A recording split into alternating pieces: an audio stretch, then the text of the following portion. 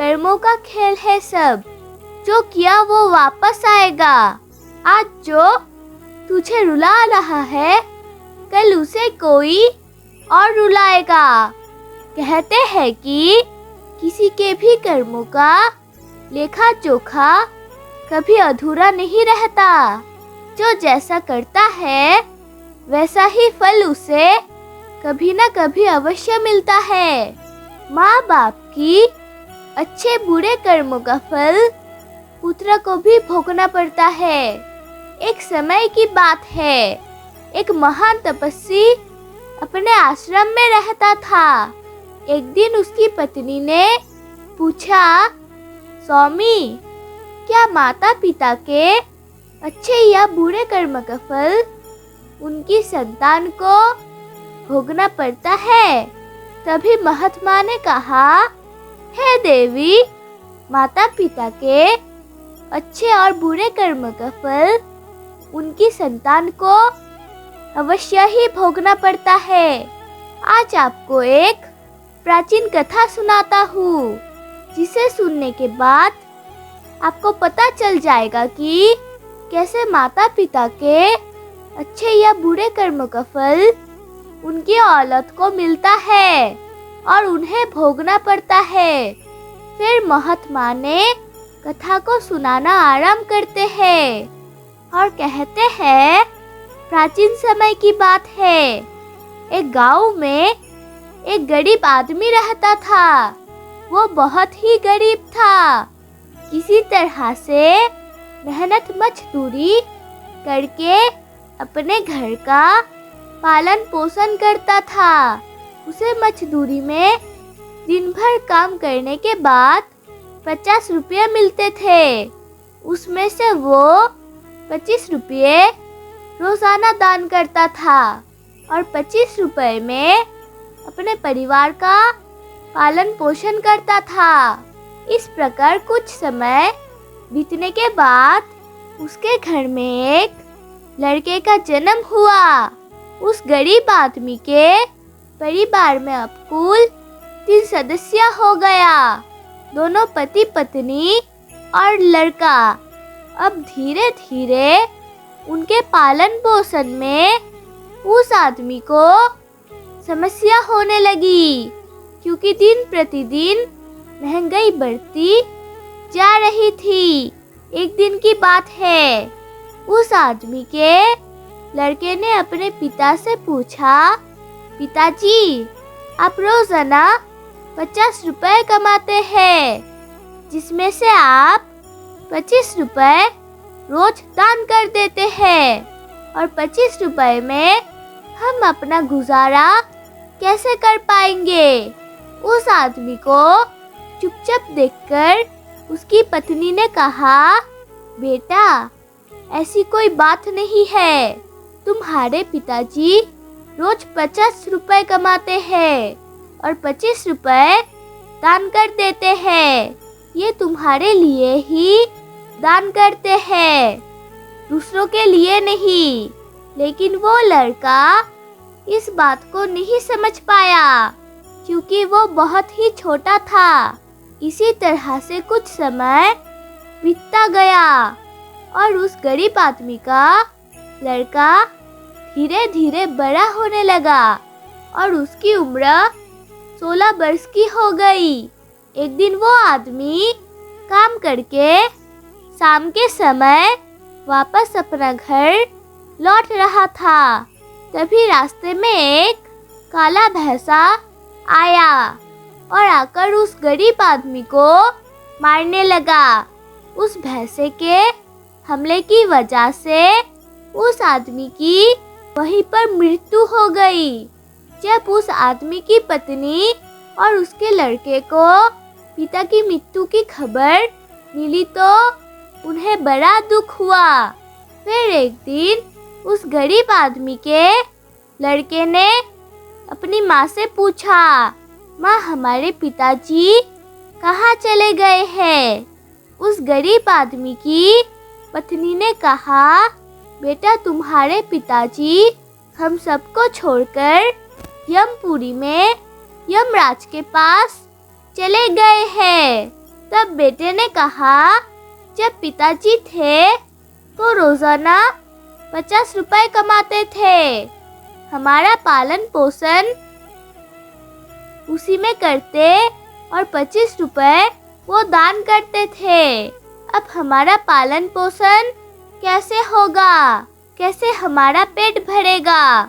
फिर माँ ने अपने बेटे से कहा, बेटा जिस घर में गरीबी होती है उसका कोई सहायक नहीं होता है, उससे सभी दूर भागने लगते हैं सिवाय भगवान के, क्योंकि वही गरीबों की सहायक होती है। फिर बेटे ने अपनी माँ से कहा, माँ ऐसा मत सोचो, मैं यमराज के पास जाऊंगा और अपने पिताजी को वापस लेकर आऊंगा। हमारी गरीबी देखकर यमराज को हमारी ऊपर अवश्य दया आएगी और वो हमारे पिताजी को मेरे साथ अवश्य भेज देंगे। उस छोटे से बच्चे की बात पर उसकी माँ ने ध्यान नहीं दिया। फिर एक दिन की बात है, उस गरीब आदमी की पत्नी अपने लड़के को घर पर अकेला छोड़कर गांव में काम करने के लिए चली गई। उधर उस लड़के ने मन में सोचा कि मैं यमराज के पास जाऊंगा और अपने पिताजी को लेकर आऊंगा। ऐसा सोचकर वो लड़का अपने पिताजी को लाने के लिए अपने घर से चल देता है। उस लड़के को चलते चलते काफी समय बीत गया। फिर उसे थकन का अनुभव हुआ और वो एक बहुत ही विशाल आम के पेड़ को देखकर उसकी छाया में जाकर बैठ गया। तभी उस आम के पेड़ ने मनुष्य के आवाज में कहा, बेटा तुम कौन हो और कहाँ जा रहे हो? मेरी छाया में आज तक तुम्हारे जैसा कोमल बालक नहीं आया है। फिर उस लड़के ने कहा, मैं एक गरीब आदमी का बेटा हूँ और अपने पिताजी को लाने के लिए यमराज के पास जा रहा हूँ। उस आम के पेड़ ने जब उसकी ये बात सुनी तो उसने कहा, बेटा तुम मेरे लिए भी यमराज से एक प्रश्न पूछ कर आना कि मैं कई बरसों से यहाँ पर लगा हुआ हूँ, लेकिन मेरा एक भी पत्ता जमीन पर नहीं गिरता है और ना ही मेरा डालियाँ सूखती है। मैं कितने बरसों तक और यहाँ पर खड़ा रहूँगा? मैंने अपने पूर्व जन्म में ऐसा कौन सा पाप किया था जिसके कारण से मुझे इस योनि से मुक्ति नहीं मिल पा रही है? इसका कौन सा कारण है? तब उस लड़के ने कहा कि ठीक है, मैं यमराज से तुम्हारा ये प्रश्न जरूर पूछ कर आऊंगा।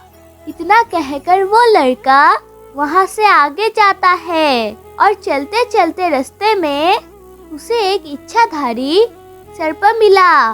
उस सर्प को देखकर वो लड़का डर के मारे कांपने लगा और वहां से भागने ही वाला था। तभी वो सर्प मनुष्य की आवाज में बोलने लगा, बेटा तुम मुझसे डरो मत, मुझे इतना बताओ कि तुम कौन हो और कहाँ जा रहे हो। वो लड़का उस सर्प के पास गया और हाथ जोड़कर कहने लगा, हे नागराज, मैं गरीब आदमी का बेटा हूँ और मैं यमराज के पास अपने पिताजी को लाने के लिए जा रहा हूँ। उस सर्प ने कहा, बेटा तुम यमराज से मेरा एक प्रश्न पूछ कर आना। मैं कई वर्षों से यहाँ पर पड़ा हुआ हूँ, मुझसे अब चला नहीं जाता। मेरे शरीर में इतना भी जान नहीं है कि मैं थोड़ा सा भी चल फिर सकूं। मैंने अपने पूर्व जन्म में ऐसा कौन सा पाप किया था जिसके कारण से मुझे इस योनि से मुक्ति नहीं मिल पा रही है, इसका कौन सा कारण है? तब उस लड़के ने कहा, ठीक है, मैं यमराज से तुम्हारा ये प्रश्न पूछकर जरूर आऊंगा। इतना कहकर वो लड़का आगे चलने लगा। फिर चलते चलते रास्ते में उसे एक किसान मिला। किसान ने कहा, बेटा तुम कौन हो? कहाँ जा रहे हो? देखने में तो तुम बड़े ही सुकुमार और कोमल लग रहे हो। फिर उस लड़के ने कहा, मैं एक गरीब आदमी का बेटा हूँ और मैं यमराज के पास अपने पिताजी को लाने के लिए जा रहा हूँ। फिर उस किसान ने कहा, तुम यमराज से मेरा एक प्रश्न पूछ कर आना। मैं चलते हुए राहगीरों की प्यास बुझाने के लिए कई सालों से यहाँ पर एक बावड़ी खुदवा रहा हूँ, लेकिन इसमें पानी अभी तक नहीं निकला है। मैंने अपने पूर्व जन्म में ऐसा कौन सा पाप किया था जिस कारण से इस बावड़ी में अभी तक पानी नहीं निकला है? मैंने इसमें बहुत सारे पैसा भी खर्च कर दिया है, इसका क्या कारण है? उस लड़के ने कहा, ठीक है, मैं यमराज से तुम्हारा ये प्रश्न जरूर पूछ कर आऊंगा। इतना कहकर वो लड़का आगे की ओर चलने लगा। चलते चलते रास्ते में उसे एक बहुत बड़ा तालाब मिला। फिर वो लड़का तालाब के किनारे पर गया और पानी पीने लगा। तभी उस तालाब से तैरती हुई एक बतख आई और कहने लगी, बेटा तुम कौन हो और कहाँ जा रहे हो?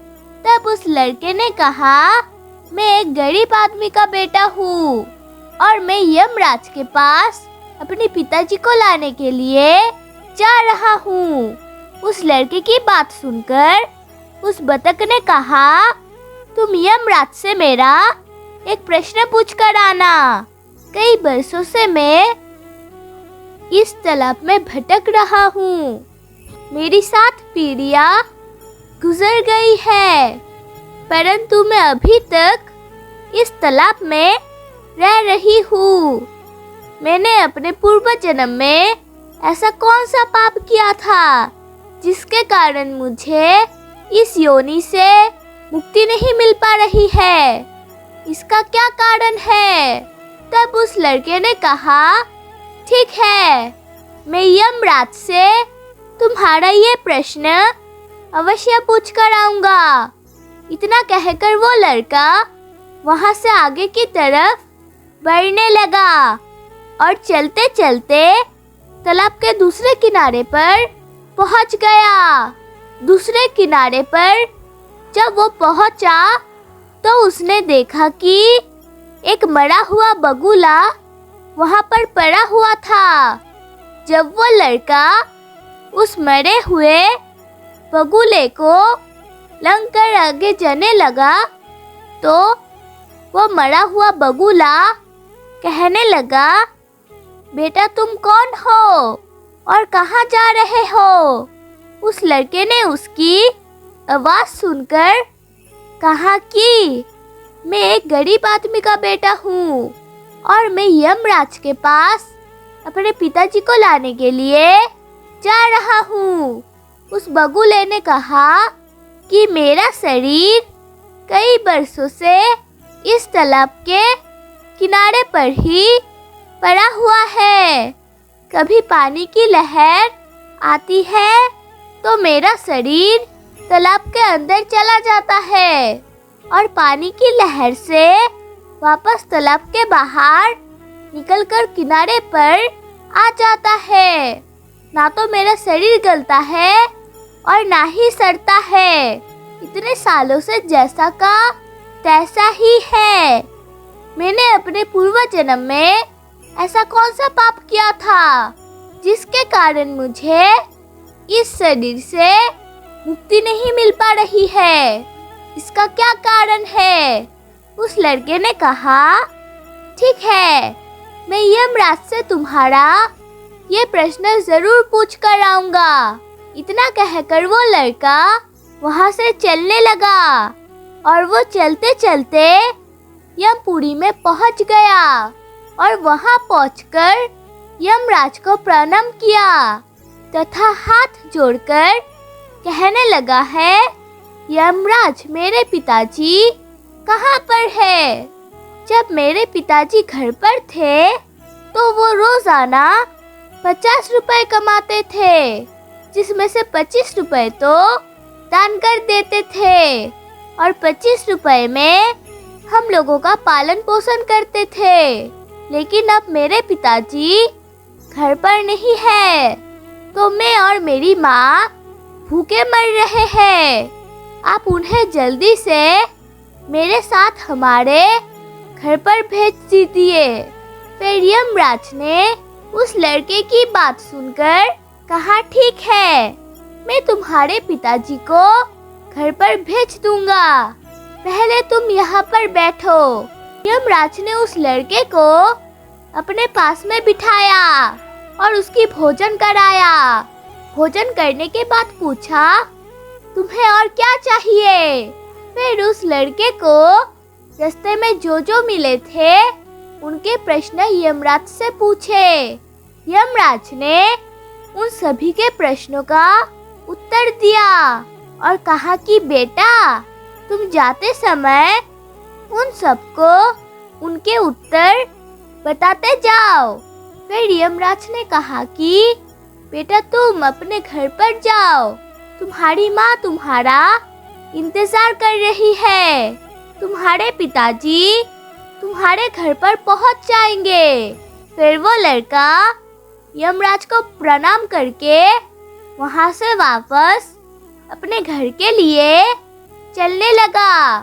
चलते चलते रास्ते में सबसे पहले उसे वही मरा हुआ बगुला मिला जो तालाब के किनारे पर पड़ा हुआ था। उस लड़के को देखकर वो मरा हुआ बगुला कहने लगा, बेटा, क्या तुमने यमराज से मेरा प्रश्न पूछा था? तब उस लड़के ने कहा, हाँ, मैंने यमराज से तुम्हारा प्रश्न पूछा था। यमराज ने कहा कि तुम पहले बहुत बड़े विद्वान थे, परंतु तुमने किसी को भी अपना ज्ञान नहीं बताया। अब मर गए हो, वो ज्ञान तुम्हारे अंदर ही अंदर खुल रहा है। जब तक तुम अपना ज्ञान किसी को नहीं बताओगे, तब तक तुम्हारी आत्मा को शांति नहीं मिलेगी। फिर उस मरे हुए बगुले ने कहा कि बेटा, अब ऐसी हालत में मेरे पास ज्ञान लेने के लिए कौन आएगा? तुम मेरे ज्ञान ले लो। फिर उस बगुले ने उस लड़के को जितना भी उसके पास ज्ञान था वो सारा ज्ञान दे दिया और ज्ञान देने के बाद तुरंत ही उसकी आत्मा को मोक्ष की प्राप्ति हो गई। फिर वो लड़का आगे चल पड़ा। चलते चलते उसे वही बतख मिला। बतख ने कहा कि बेटा, क्या तुमने यमराज से मेरा प्रश्न पूछा था? उस लड़के ने कहा कि हाँ, यमराज से मैंने तुम्हारा प्रश्न पूछा था। उन्होंने कहा, तुम्हारे अंदर अमृत है। जब तक तुम इस अमृत को किसी को नहीं दोगे, तब तक तुम ऐसे ही बैकुल रहोगे। बतख ने कहा कि बेटा, अब कौन मिलेगा? तुम ही मेरा अमृत ले लो। फिर बतख ने अपना अमृत उस लड़के को दे दिया और अमृत देते ही उस बतख की आत्मा को मोक्ष की प्राप्ति हो गई। इस तरह से वो लड़का वहां से आगे बढ़ने लगा। फिर चलते चलते रास्ते में उसे वही किसान मिला जो राहगीरों के लिए बाबरी खुतबा रहा था। उस किसान ने जैसे ही उस लड़के को देखा तो बड़े प्रेम से वो हाथ जोड़ करके कहने लगा कि बेटा, तुमने यमराज से मेरा प्रश्न पूछा था। उस लड़के ने कहा, हाँ पूछा था। यमराज ने कहा कि आपके घर में एक जवान कन्या कुमारी बैठी हुई है। जब तक आप उस लड़की का विवाह नहीं करोगे और कन्यादान नहीं करोगे, तब तक बावड़ी में पानी नहीं निकलेगा। पहले जो तुम्हारा कर्म है उसे पूरा करो। जो ईश्वर ने तुमको दत्य सौंपा है उस पर ध्यान दो। पहले आप कन्यादान करो, उसके बाद इस बावड़ी को खुदवाओ। फिर उस किसान ने कहा कि मैं अपनी लड़की के लिए लड़का कहाँ ढूंढने के लिए जाऊंगा। तुम मुझे बहुत ही सीधे साधे स्वभाव के दिख रहे हो और सुंदर भी हो, इसीलिए बेटा तुम ही मेरी लड़की से विवाह कर लो। फिर उस किसान ने अपनी लड़की का विवाह उस लड़के के साथ कर दिया। किसान ने अपनी लड़की को बहुत सारे धन देकर विदा कर दिया। फिर वो लड़का आगे बढ़ा। चलते चलते रास्ते में उसको वही इच्छाधारी सर्प मिला। सर्प ने कहा कि बेटा, तुम यमराज से मेरा प्रश्न पूछा था। तब उस लड़के ने कहा, हाँ पूछा था। यमराज ने कहा कि तुम्हारे पास जो नागमणि है, तुम उस नागमणि को धरती पर उगलते हो और ना कभी किसी को दान दिया है। जब तक तुम इस नागमणि का दान नहीं करोगे, तब तक तुम्हारा शरीर ऐसे ही बना रहेगा। फिर उस सर्प ने कहा कि बेटा, मैं ये नागमणि किसको दूं? ये नागमणि तुम ही ले लो। फिर उस सर्प ने अपनी नागमणि को उस लड़के को दे दिया। नागमणि को देते ही उस सर्प की आत्मा को मोक्ष की प्राप्ति हो गई। इस तरह से वो लड़का अपनी पत्नी को लेकर आगे चलने लगा। चलते चलते रास्ते में उसे वही आम का विशाल पेड़ मिला, जिसकी छाया में उसने विश्राम किया था। उसने पूछा कि बेटा, यमराज से तुम मेरा प्रश्न पूछा था? उसने कहा, हाँ पूछा था। यमराज ने कहा कि पूर्व जन्म में तुम्हारा काम स्कूल में बच्चों को शिक्षा देना था। तुम्हारा पद एक गुरु का था, परंतु तुमने अपना पद का सही इस्तेमाल नहीं किया। तुम शिक्षा देने के बदले में छोटे छोटे बच्चों से अपना काम करवाते थे, पर उन्हें अच्छी तरह से शिक्षा नहीं देते थे। तुम पूर्व जन्म में बहुत बड़े विद्वान थे, परंतु तुमने उन बच्चों को शिक्षा नहीं दी। उन्हीं बच्चों की श्राप के कारण तुम हिलडुल नहीं सकते। तुम्हारे अंदर जो ज्ञान भरा हुआ है उसे किसी को दे दो, इसके बाद ही तुम्हें मोक्ष की प्राप्ति होगी। उस लड़के की बात सुनकर उस आम की कहा कि मैं ये ज्ञान किसे दूंगा, तुम ही ले लो। फिर उस आम के पेड़ ने उस लड़के को अपना जितना ही ज्ञान था सब दे दिया। जैसे ही आम के पेड़ ने उस लड़के को अपना ज्ञान दिया, तो उसके भी आत्मा को शांति मिल गई और वो उस पेड़ की योनि से मुक्त हो गया।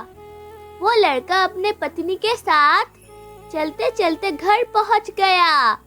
जब वो लड़का अपने घर पहुंचा, तो उस लड़के की माँ उसे देखकर बड़ी खुशी हुई और कहने लगी कि बेटा, तुम कहाँ पर चले गए थे और ये लड़की तुम्हारे साथ कौन है? फिर उस लड़के ने जो भी उसके साथ घटनाएं घटी थी वो सब कुछ अपनी माँ को बता दिया और उस लड़के को ज्ञान हो चुका था। उसके पिताजी वापस नहीं आ सकते हैं। अब उनकी मुक्ति हो चुकी है। उसके पिताजी ने जो दान धर्म किया था, इस प्रकार महात्मा ने अपनी पत्नी को बताया कि माता पिता के अच्छे और बुरे कर्मों का फल उनकी संतान को कैसे प्राप्त होता है और पूर्व जन्म का कर्मों का फल व्यक्ति को कैसे मिलता है और उसके पिता द्वारा किए गए पाप और पूर्ण कर्म भी उसके बच्चे को कैसे मिलते हैं। दोस्तों, ये बात तो सुनी होगी। कर्मों का फल और भाग्य का लिखा कभी नहीं मिटता। हम अच्छे कर्म और बुरे कर्म नीचे धरती पर करते हैं और हम सोचते हैं कि हमें कोई नहीं देख रहा है, लेकिन एक अलौकिक शक्ति है जो हमेशा हम पर नजर रखती है। जैसा बीज बोओगे वैसा ही फल पाओगे। दोस्तों, आप सभी को मेरा वीडियो अच्छी लगी तो लाइक और सब्सक्राइब करना। कमेंट में अवश्य लिखें। राधे राधे।